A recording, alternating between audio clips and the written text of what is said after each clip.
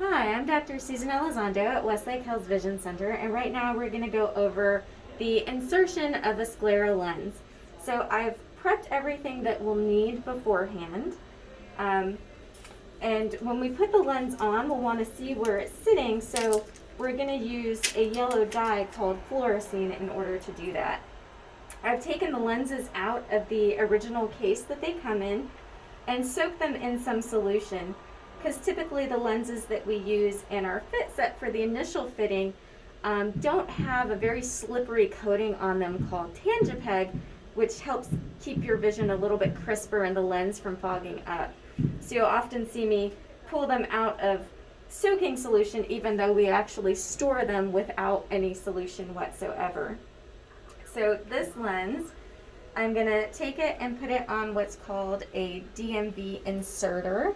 So you'll notice that this inserter has a little hole in the center, and I have taken the liberty of actually just cutting the bottom off that inserter. So when a patient is looking to put their lens in, and I'll put this lens on here, they can look down through the center of the lens, through that hole, and actually we put a white tissue down so they'll be able to see the white below it.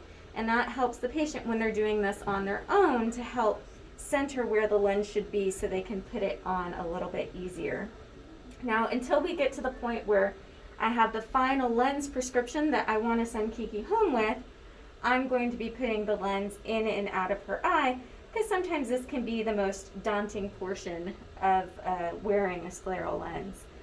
So with these, because this lens is going to be in constant contact with the patient's eye, we're actually going to use a non-preserved saline solution. You never want to use anything that has saline in it, and for us we're using Lacropure. We're going to put liquid in that lens until it has a positive meniscus, so until it kind of pushes outward, and then we're going to put a little bit of fluorescein in it. So you want it good and yellow. And then to put this in, Kiki is going to stand up, and she's going to be parallel to this white tissue that we have here, not paper towel. And because I'm right-handed, I'm actually going to switch this over to my right hand. And I'm going to make sure that there are no bubbles in this liquid before I try and put it in her eye. And then she's going to help me out by pulling down her lower lid. I'm going to pull her upper lid, and we're going to push on, and when I get close, I'm going to squeeze this inserter to really push it off, and she can blink, and I'll give you a tissue, and the lens is in.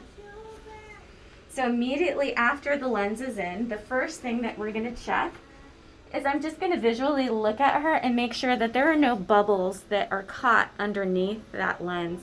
Because if there are bubbles, now that's going to create a dry pocket that's in constant contact with that front of the eye, and that can actually cause comfort issues and damage to the front of the eye.